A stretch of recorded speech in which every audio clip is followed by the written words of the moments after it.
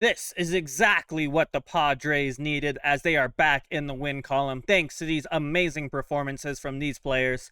Let's talk about it. Hi, welcome back to another episode of Padres Digest with your host, Andrew. Today we can finally be happy with a win. Long awaited win. A good, solid win overall. There's some little small things, but we'll get into it in just a second. Before anything, please subscribe as always. Also, you've been seeing those or just Digest Media ads pop up. And I just want to tell you guys, like I've been saying, if you like sports, if you like writing or making videos or just any kind of sport, and you want to apply to make some videos or write some articles, apply to Digest Media. The pop-up will, actually, no, I have it right here. There we go. So press the link in the description, go to the website, apply if you would like, join our team. Maybe you like hockey, maybe you want to make SDFC videos, the soccer team, anything, just sports related. If you want to join, feel free. Okay, that's the plug for that. And then let's talk about quickly before our AJ Cassavell recap. I want to show you this. This poor kid, bro. I mean, first of all, don't run on the field. That's what happens. But also, they gave bro scoliosis. They gave him scoliosis, bro. He is broken. It was so funny though hearing Mudd on the broadcast. He's like, "Those guys are idiots." And then when Don announced the apply, when Don announced the attendance, he was like 45,000 plus people, and Mudd's like, "And two idiots." I don't know if he knew they were kids, but I don't know, bro. Just don't run on the field. I mean, it's simple as that, right? I wonder how to like. Are they gonna arrest the kid? Like, they can't arrest him, can they? I assume they're gonna like fine the parents. Maybe, I don't know. I don't think I've ever seen a kid run on a field like that. But yeah, I was gonna say poor kid, but honestly, you did this to yourself. Looks like I don't know, like middle schooler, early high school. I don't know. I saw Jason Adams' reaction to that, and he was like, "Ooh, ooh." Okay. Final Padres 5, Giants 1. Nick Pivetta again played the role of the stopper. Manny Machado and Ryan O'Hearn had 2 hits apiece. Morhone, Adam Suarez nailed it down. The Padres snapped their 4-game skid and remained two back of the Dodgers in the West. Rockies couldn't pull it off. That sucks. But also, I just saw a stat on Twitter today. I don't know where it is, but I saw the Rockies and the Dodgers have like the same amount of wins since the second half or since the trade deadline, something like that. I remember the Rockies were supposed to be like the worst team in the entire like history of the sport, but they've actually played not. I mean, they played horribly, but not as horribly. But again, this is not a Rockies video, whatever. So let's just talk about this. So firstly, I didn't realize Cronenworth was injured. But Cronenworth hit by pitch and right triceps elbow last night, and Jackson Merrill rolled an ankle. Both are out of the starting lineup. Cronenworth said he's doing okay, much better than last night, and he'll be available off the bench. Still needs to test it pregame. Merrill said his x-ray was chill, hoping to avoid IL. So, obviously, that's great, right? So let's start with Nick Goetta. That's not a good name for him. Goat Pivetta. You guys can come up with something more creative. But 6 outstanding innings from Nick Pivetta, who allowed a leadoff home run and then nothing else. He threw a season-high 109 pitches and struck out 10, lowering his ERA to 2.81. The Padres lead 4-1. I was so terrified we were going to have a third straight, like, Yu Darvish 4-run start to begin the game. And yesterday, too, I was really afraid of jinxing Nick Pivetta again because I said that Nick Pivetta usually does really good on starts when the Padres lose and helps us win the game. And I was scared, but everything turned out okay. I think Pivetta has 8 wins on the season now after the Padres lose a game. So thank you, Nick Pivetta, for being a literal god. I think genuinely we'd be like a 500 team if it wasn't for Nick Pivetta, honestly. But yeah, Nick Pivetta was looking good. I mean, 3 hits, 2 walks isn't great, right? But I mean, 10 strikeouts. I mean, Nick Pivetta, I wish I had that picture, but like when he walked off the mound with all that emotion, like he got out of the 6th inning, I don't know why. I just like took a step back and I was like, you know what? I love baseball. Baseball is just like, I know it's not the sexiest sport. I know people like basketball and football more, even though basketball is boring. Yes, I said it. I just like baseball is such a classic, just a good time. And there's like this, I feel like there's not enough. I feel like baseball has more emotion than any other sport. You know what I mean? I mean football too. Yeah, you see someone get a sack and then they break their and then they tear their ACL celebrating. But I don't know. Basically about baseball, it just like brings out the best emotions out of everybody.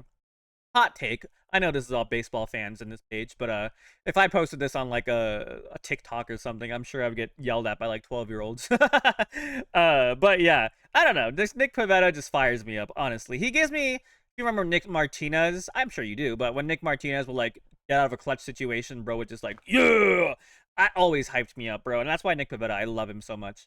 4-year, $55 million deal for one of the best pitchers in the league right now. Thank you, AJ Preller. We might give you some crap, AJ Preller, but sometimes you come through clutch. And Nick Pivetta was one of the best. I might be the best signing from the offseason, but yeah, Nick Pivetta. Enough of that. Next, Ryan O'Hearn. You know what's crazy? When you start one of your best bats, the offense looks better. Who knew? Who knew starting one of your best bats could make the Padres offense play better? I guess Mike Shildt figured that out. I mean, to be honest, it was a right-handed pitcher, so Ryan O'Hearn's usually always going to DH against right-handers. So it wasn't like Mike Shildt listened to us. It's more like this is always going to happen. You know what I mean? I just wish he would realize that he could also hit against lefties. Arraez did a right. Oh, how did Arraez do again today? I already forgot. Where are you? Yeah, he had a normal Arraez day, but he had the RBI. But I feel like a lot of Arraez games right now are like 4 at-bats, 1 hit, 5 at-bats, 1 hit. But again, the hit's fine, whatever, right? Tatis had a good game today. I mean, 1 hit, fine, but the 2 walks, heck yeah.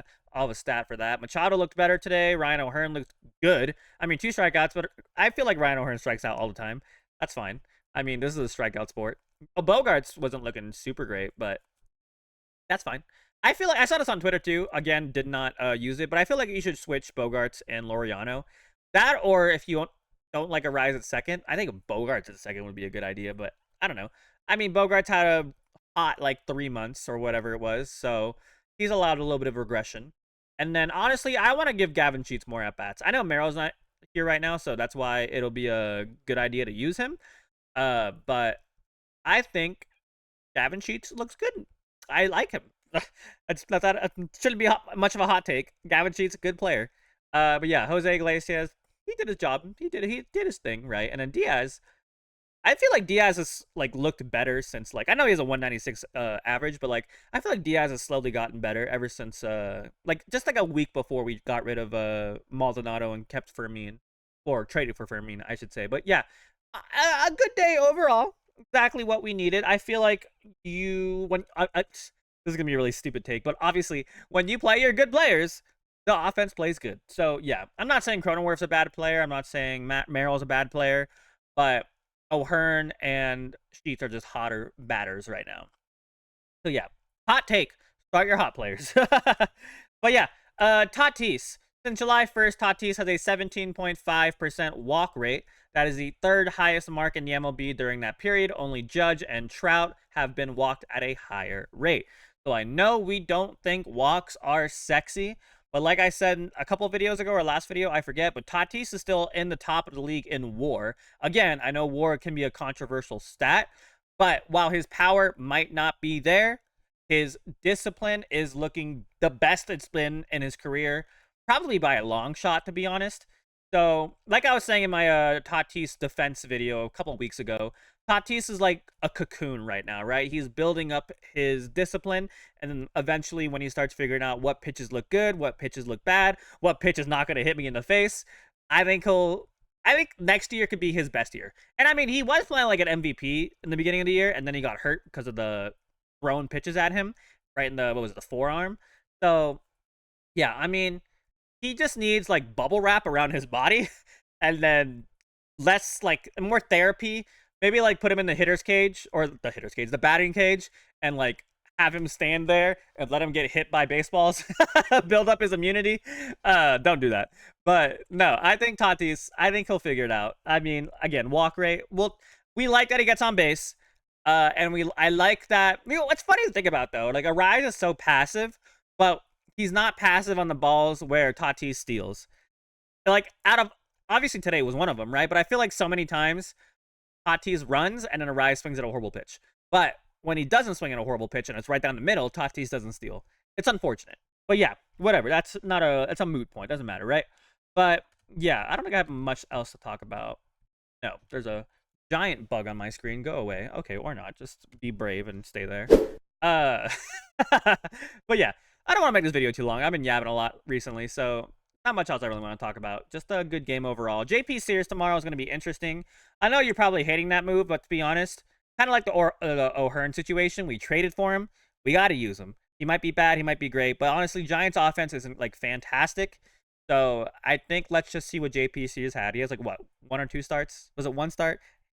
Let's give him a chance. You know what I mean? And then we'll play Landon Roop. I know the name. I know he can be good. So let's just see how things go. But yeah, we're still 2 games back from Los Angeles. That's okay. The runners in scoring position today wasn't great, right? But that's fine. That's okay. As long as we win games. It doesn't look great, but as long as we win games, it's okay. I would like to improve it. Again, it's okay. Also, apply. Link here. Link there, link there, right there. Okay.